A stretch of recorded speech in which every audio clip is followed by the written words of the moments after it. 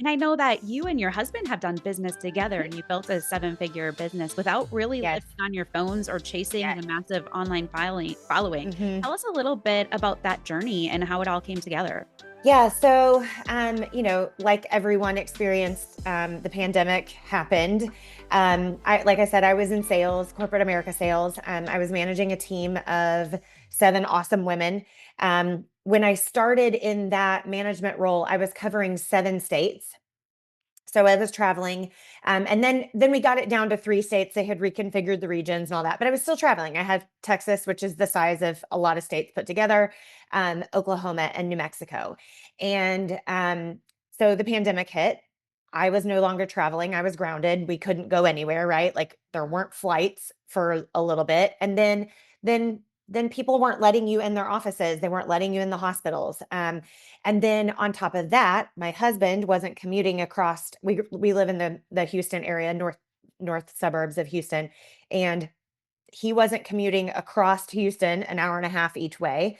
And we were having dinner together. We were having conversations. We were rebuilding relationships that we had kind of let go because we were busy, and just trying to fit all of that in is can be difficult sometimes. And I remember distinctly sitting around the dinner table one night, well, many nights, but one night in particular, I remember looking at each other, and both of us realizing we're living someone else's dream. Mm. And we felt the Lord calling us out of corporate America and into the small business space. And that was terrifying because we both had really, really great careers and we were making really great money, like really great money, both of us. And it was, it's a kind of a scary thing to step out in faith and go against what you should be doing, and where you should be, and what like you went to school for this or you went to school for that. And so you should have this type of career and you should be making that sort of money, but at what cost? And so that's so we both decided it was time to step away from our corporate America careers. We decided to start a local service-based business. I had been watching some social media posts and just kept seeing this trend of this service that was needed in our area, and no one was doing a good job at it, or it seemed that way, right? And so we sat down one night and I was like, "Hey, what about this? Like, what about this type of business?" And he was like, "Okay, I don't hate it. Keep talking." And I was like, "Well, I really don't know what I'm talking about, but I can tell you we can do the customer service part better than anyone else. We are smart people. We can figure this out. Like let's just go for it." And he was like, "Okay, let's do it. Let's do it." So we got licensed. We went through all the trainings that needed, and we started from zero. And it's funny because no one believes that we've built a seven-figure business with less than 500 followers. Like we just it's just not a priority for us because followers just don't equal dollars. It Mm. just is the truth. Followers don't equal dollars. I love that Mhm. because I think we get caught up in those vanity metrics like, "Oh, Mhm. I have this many people on my email list. Oh, I have this many Mhm. followers on TikTok or Instagram or whatever Right. it is. I have this many YouTube subscribers." But is that equating to sales? Is it converting? Like, does it Right. really matter? I'd rather have a list of 100 people Yes. and have them be super fans and have a 50% conversion, right? Like that matters more Correct. than having a million followers and Mhm. maybe 10 sales. I mean, that's Yes. really, really not a good conversion rate at No. all. And so I think like we need to look a little deeper at what is that difference between like Mhm. the building a following and Right. building revenue. And I think this is something that you guys have kind of been able to really come together and figure out. There's Mhm. a belief that marketing and sales are basically the same things. And you kind of busted that myth. Yeah. Oh, they're different. Let's talk about this. So Yeah. what's one of the biggest lessons that you've learned about the differences as you've grown this business with your husband? Sure. So, marketing and sales are not the same thing. And I think a lot of small businesses and owners and people in small business lump them together because it's kind of it can be a blurry line, or it can be a gray line of where marketing ends and where sales begins. But marketing gets you leads and sales gets you paid. So I like to think of it, one of my my local, another business coach here in my local community, I discuss it like a party invitation. She discusses it like dating. So I'll do both. So hopefully it will make sense to all the people. Um, Marketing is like the invitation to the party. I send you the invitation, and then you receive the invitation and decide, okay, I'm interested, I'm going to RSVP, or I'm interested, I'm going to RSVP and I'm actually going to go. But once they engage, once they RSVP for your party, then they're in your sales funnel. So now they're a lead, and once they become a lead, they're in sales. They move over to sales. So once someone engages with your business in any way, now that, and this is where it kind of is that gray area. If you're looking at social media metrics in particular, if they're liking or commenting or sending DMs to you, that can be marketing. It can also be sales, right? So I like to define the difference. Like I like to make a very stark black line in the sand. um, when a lead engages with you, that's when they move into your sales funnel. And all a funnel means is that you're going to be marketing to the masses, you're going to reach less than that. You're going to get engagement from less than that. And once they've engaged with you, then they move into your sales funnel. And all those people then go into your sales funnel. Then you're educating them, they're showing interest, you're having conversation, and as they move through your sales funnel, again, less and less people move on to the next stage. And that's all it is. It's just a visual representation. Okay, that makes a lot of sense. And I'm Mhm. thinking, so marketing is that initial, like, we got to get ourselves out there and get visibility. Yeah. So you could be like, so kind of like, I have 100,000 followers on Right. Instagram. Awesome. Okay. Well, you're still marketing. Like, that's all Right. it is, because Right. we haven't engaged. So it's Right. the engagement point that leads. Mhm. So I guess the vanity metric is the number of followers that you're marketing to. The Mhm. real number is who's engaging. Who's engaging, who's reaching out to you, who's calling your office, who's emailing you, who's sending you DMs. You could slice you could put the line where likes and comments are one thing, actual conversation is then your sales. It just depends on your business and how that works. If you're an online marketer or if you're an online business, then you may then put the people that engage with your content in any way into your sales funnel. But it's just the invitation to the party is the marketing. Once they RSVP and they show up to the dance or to the party, then they're in your sales funnel, right? And so keeping them at the party is sales. Okay. Got it. Once they eat the food, then they've then paid you. Okay. They're kind of sold. They're Yes. okay. Mhm. Awesome. They're like, I want to be here. This is my cup Mhm. of tea.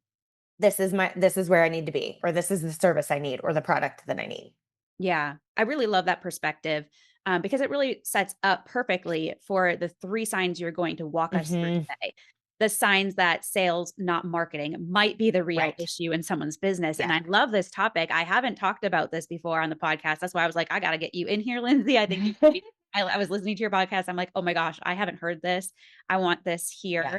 here. So let's start with that first sign. They're getting, Sure. but those leads aren't buying. Why does Yep. it happen? And what's the first step to fix it? So you have a sales problem if you're getting leads and you're not converting them into money. And we could go into the whole mindset of like making money and all of that, but let's just stick with the sales. When you have leads but they're not converting, like people are DMing you, they're commenting on your posts, maybe they're even hopping on like discovery calls with you, or they're calling your office, they're now in sales. And if they're not saying yes to you, you're either marketing to the wrong people, which could be a marketing problem, but the majority of the time it's a sales conversation. You're not following a process that leads the customer or the potential customer through a journey from interest, through educate through discovery of what they need, through the education of what you can provide, and then asking for the sale. And so most of the time, what I see in my coaching business and consulting business is people are getting leads but they're not closing them. And they think that they have a marketing problem. They think they need to get more leads. And it's actually the sales part of it that is the issue. Okay. Yeah. And so I want to kind of sit here for a second with Hmm. we're going to go into closing in a second here, Hmm. but as far as if it's not converting, let's say especially if you're not on sales calls, I think Hmm. there's probably a difference with like closing the sale on a call versus Yep. closing the sale with an email, like a Yes. digital product or a course or things like that. Hmm. And so if that's the case, then we're not able to get the sale. Would it be a messaging problem? Well, you Could said it could be. be the customer's not the right target. Sure. Could it be like, how do we decipher where to go from there to kind of fix it? Yeah, I think you just have to look at who's responding and why are they not purchasing, right? You have to ask the questions of what happened in the process? Did I drop the ball? Did I forget to follow up? Did I maybe they saw me, thought that I was, you know, I'm going to use the example of like if you work with moms, toddler moms need different things than teenager moms, right? So the stages of life that they're in. Maybe I'm a mom and I'm like, "Hey, Gabe, you've got what I need." And then you realize I'm a toddler mom and you're working with teenager moms, Mm. right? So like it may be that you're not being clear with who you work with or what services you provide and who's a good fit to that. So it could be a messaging problem. It could also be once they're calling you, are you asking questions? Are you finding more out about them?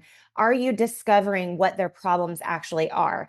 And one of the things that I teach my people in my world is we often say just as humans, we're not trying to lie, we're not trying to be deceitful, but just as humans, we often say things that we don't actually mean. Like and it's not because we're trying to lie or it's not there's not malicious intent behind it, but it's more so that we don't know how to describe what it is that we need or what it is that we want, or we think this thing is the problem and that thing's the actual problem, right? And so if we're asking questions and getting into conversation with these potential customers, we can really determine what the problem actually is, and then we can say, hey, I have a really great solution for you. Let's talk about that. Like, can I share with you how I can help you with this problem? Mm. I like the question, can I share with Mhm. you? Because it kind of opens Mhm. that door. If they say no, well, then they're probably not Then your person okay. anyway. But if Right. they say yes, it's like they just invited you to be able Yes. to share the product or service that you can offer. Yes. Yes. So good. Okay, so and I also love asking questions. I mean, I feel like what does a good coach do? A good coach asks questions. A good coach is a Mhm. good listener so that they can Mhm. help kind of guide that conversation and help get to that root of what is going on. Why is there a stuckness and how do we Right. fix that? And it's almost the same when it comes to leads. Like we're almost coaching them, like we're just Yes. asking good questions to see what is it that they really need because they're Mhm. like you said, they might think they want something, but that's not really going to get them the solution. And, they say lead with what they want, give them what they need. Right. Until they know what they need and they say, that's what I want, it Mhm. really going to sell them on it. Yes. Yes. And I like to think of it as being a teammate, like I'm their teammate. I am here to help them figure out what the issue is, if it's actually what they're saying, or if it's something completely different or in line, but not quite what they're saying out loud, right? Or maybe they're not willing to admit that that's like they're giving you kind of a surface level answer and they know what the problem is, but they're not really ready to say that out loud, right? So I like to think of myself as a teammate and helping them get to scoring the touchdown or scoring the basket or like winning the gold, right? Like I like to think of it as I'm helping guide them, and if I know more information, I can be a better teammate along the way for them. Yeah, that makes a lot of sense. It's a really good point. And so, like, essentially, we're diving into this topic, this thing Mhm. that says it's not always about getting more leads. Yeah, no. It's about making the most of the ones you Right. have. And Right. so we talked about how to get engage in that conversation, how to really find Mhm. out what they need and to listen. And then also you had mentioned something about the close. Like sometimes we just have to ask. So the Yes. second sign that you're not doing the sales is not knowing how to confidently lead a sales conversation that closes business. Yeah. So what So does that mean? What does that look like? yeah. So one of the things that I love to teach people, and it's life-giving and energy, like it just changes energy in sales conversations for the person who's trying to sell, right?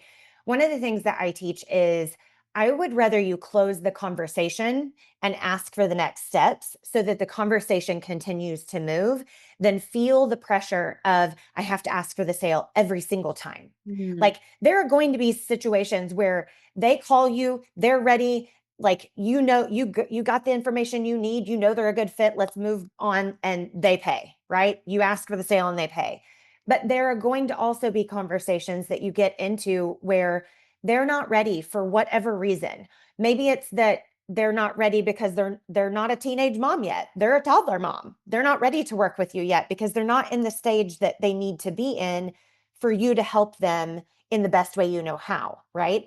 It could also be that they have some sorting to work, they've got some things to work through, they need to get their spouse on board or their team on board, or they need more data, there's some information. We all make decisions in different ways. I actually have two podcast episodes about this. I think it's episode 41 on buying styles if you want to check out that episode. But we all make buying decisions in different ways. And so when we slow down and go, okay, what is my next step from here? Like if they're not ready to purchase, what's the next step from here? Ask, maybe closing the conversation is asking for their permission to follow up in 2 weeks or to add them to your email list so you can stay in touch. Or maybe it's, you send them the information that they need, they take a look at it, and you give them a call in 2 days. Or maybe closing the conversation is asking what information their spouse needs or their team needs for them to make a confident decision in moving forward with you. And then they give you that information and you ask for a meeting with those people. So it's not always about closing the sale as in getting dollars that minute. If you close the conversation, it takes the pressure off and it makes sure that you're a good fit and they're a good fit and everyone's happy in the process.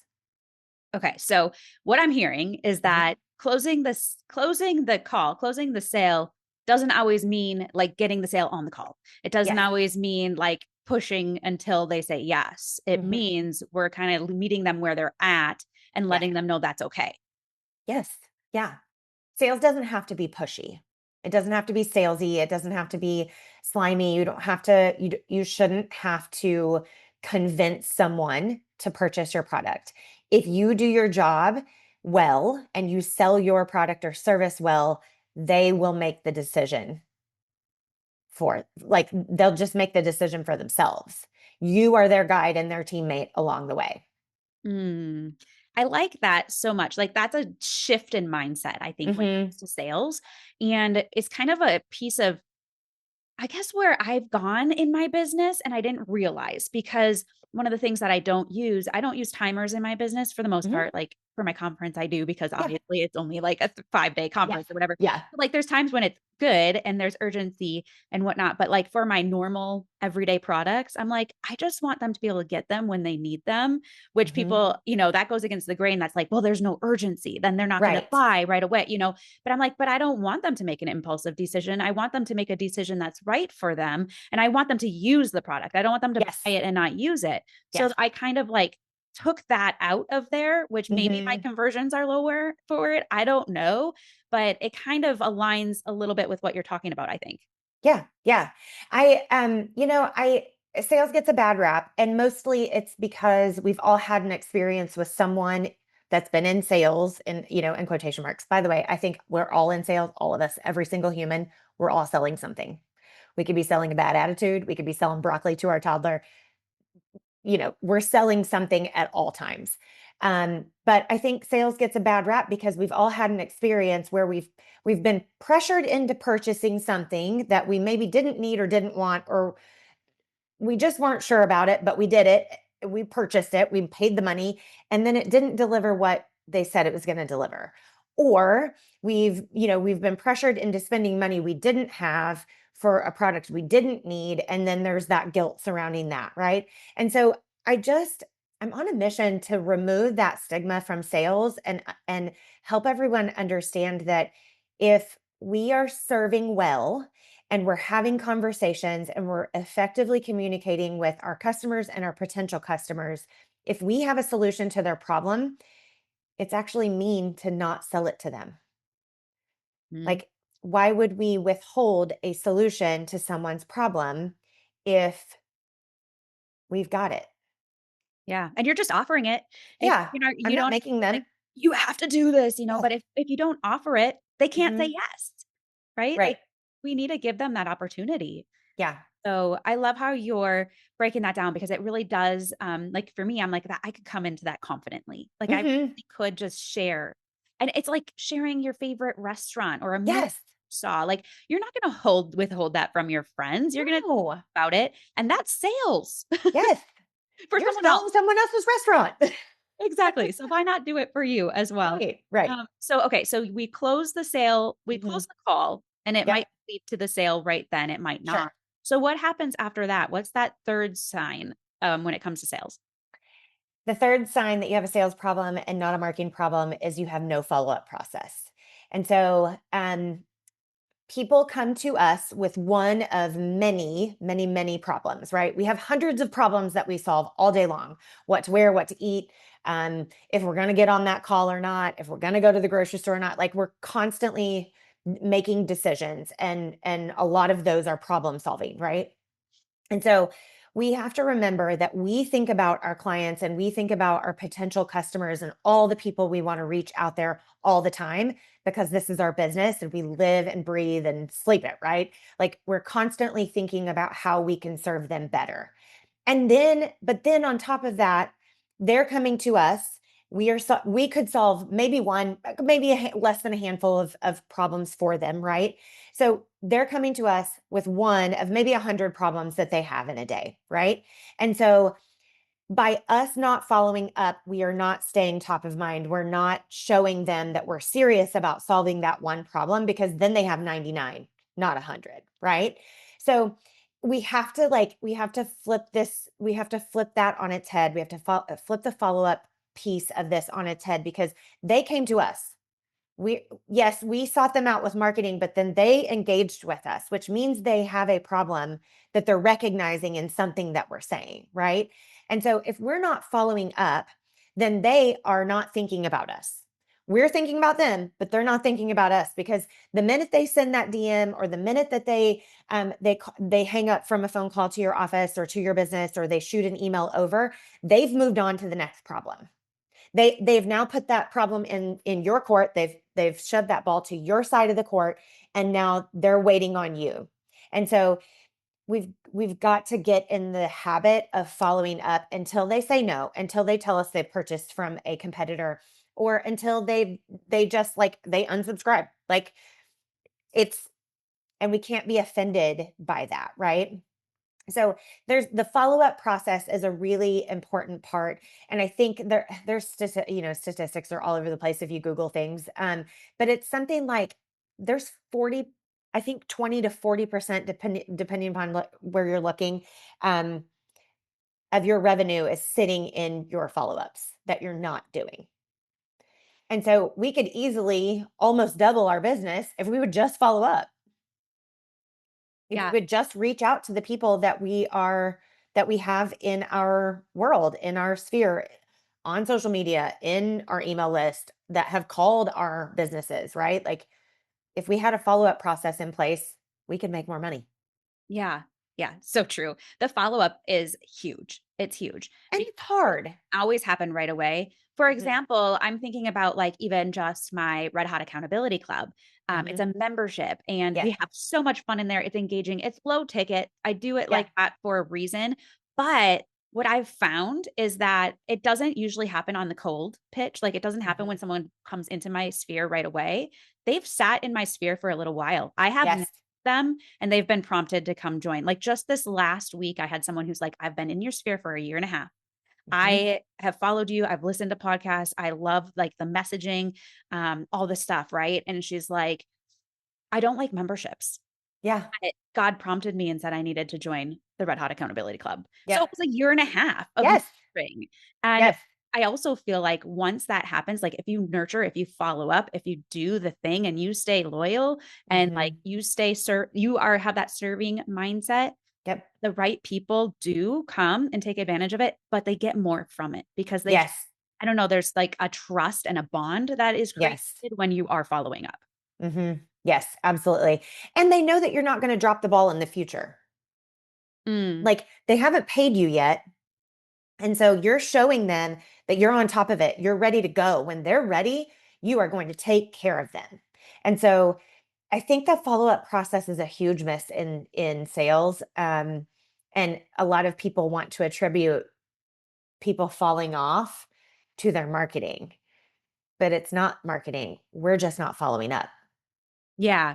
Well, and you had mentioned in the beginning, you built a seven-figure business with, what did Mhm. you say, like 500 Less people? than. I don't even know. Actually, maybe we're a little, if you combine all the platforms. I was on TikTok for four videos and was like, what am I doing? This is not like, I think we have 26 followers on TikTok at this point. Like I posted 4 times and it was like, this is not worth my time at all.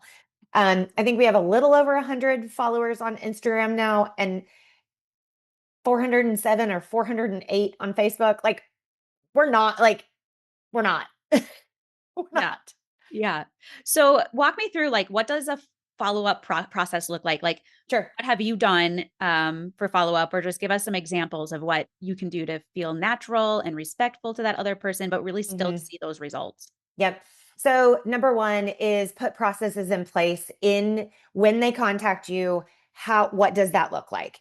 A lot of times the follow-up is missed in the initial contact of they get missed in your CRM system, or they've made contact with your business, you've communicated back and forth, and then the conversation dies.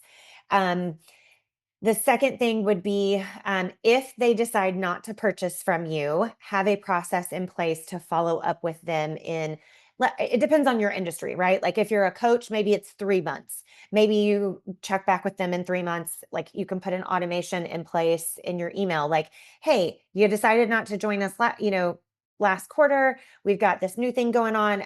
I thought of you. Let's, like, let's revisit this. Or, would you be interested now?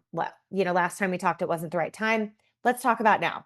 Um, the other thing is in your follow up, this is my biggest piece of advice. Don't say the word follow up and don't say the word check in, Okay. Okay. because the What is it minute, about check-in? I'm interested. so yeah, I'm just checking in, or like I'm just following up, or I'm circling back. That type of language signals that we're selling to someone. And the minute they feel like they're being sold to is the minute that they shut down. They stop listening to what you actually have to say, and they're like, the red flag radars go up of like, I'm being sold to, I can't. I don't like being sold to. And so instead have a like a human conversation.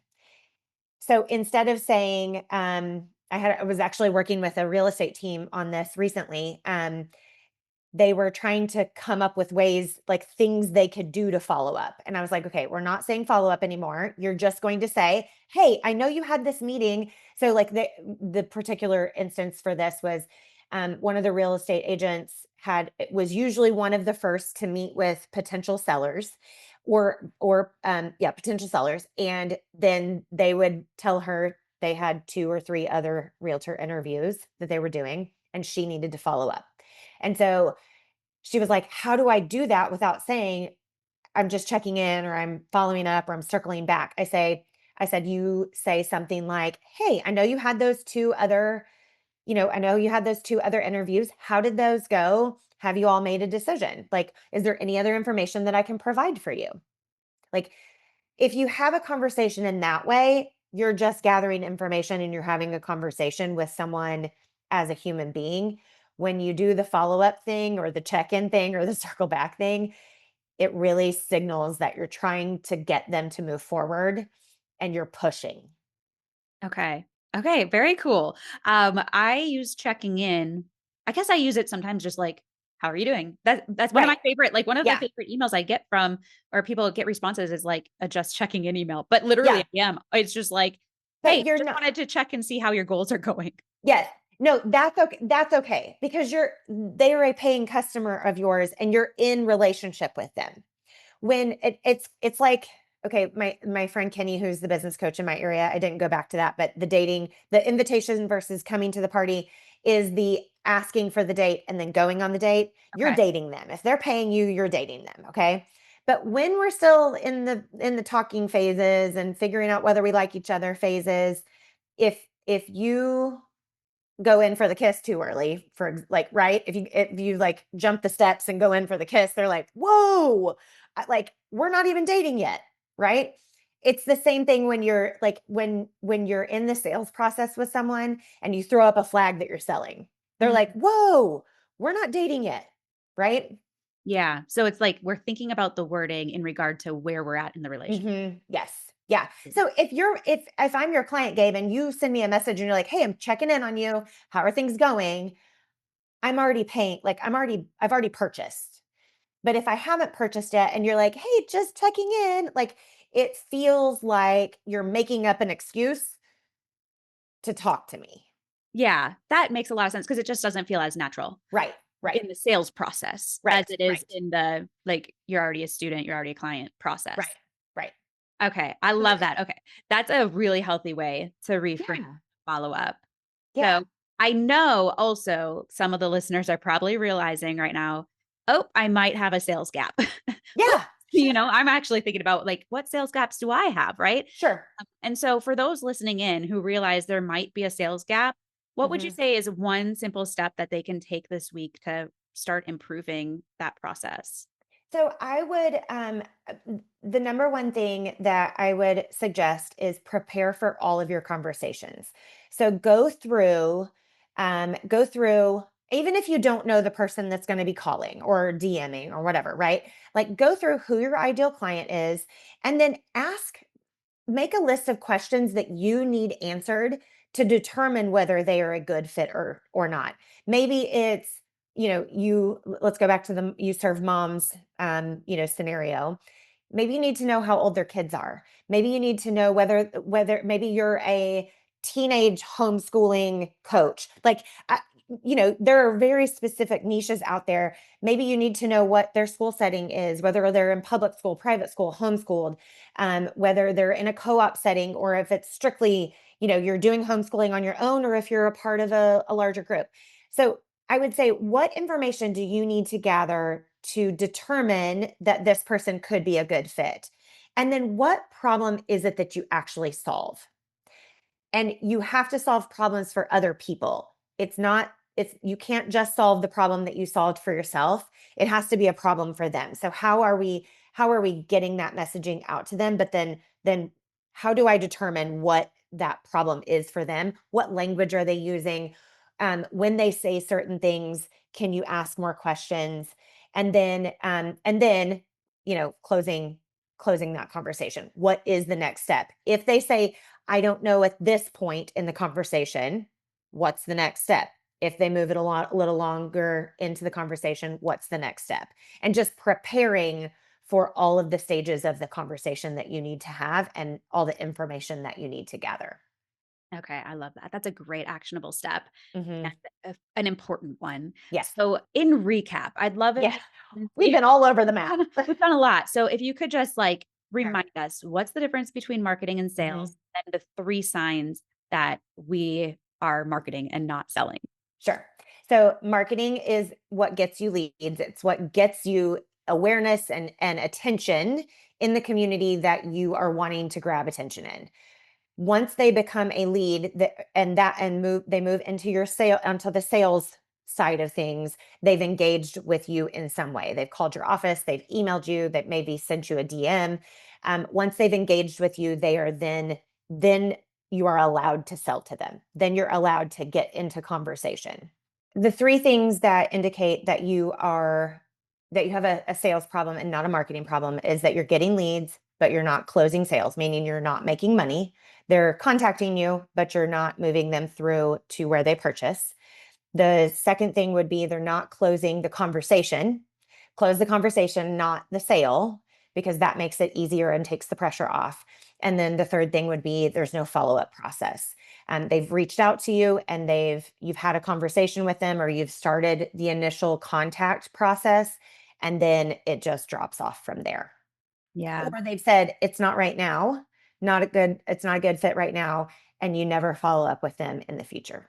Yeah. Not right now does not mean no. It doesn't. Yeah. It doesn't mean no. It literally can mean not right now. And it's also Yeah. an open door to follow up later. So Mhm. just encouragement for you all listening. Like, you don't have to be salesy. You don't have to be No. and do this in such a natural way, but you're just offering the thing that is going to help them. And Mhm. we're giving them the opportunity that they need to say yes to. And if Yes. they say yes, awesome. If they don't say yes yet, it's okay. Like they Mhm. may later. Like I said, it's, people follow me for a couple of years before they buy in, Right. but then they become, they've been kind of like quote unquote loyal fans. I don't like saying that, but like Yeah. I've been a piece of their life. Like I've Yeah. been an encouragement for them, and I've built that trust and bond in a different way that now they're like, okay, I'm ready to do coaching with you. I'm ready to Yes. be a part of the membership, right? Like it's not always instant gratification. Right. Right. You've shown them that you are going to show up, whether they show up or not.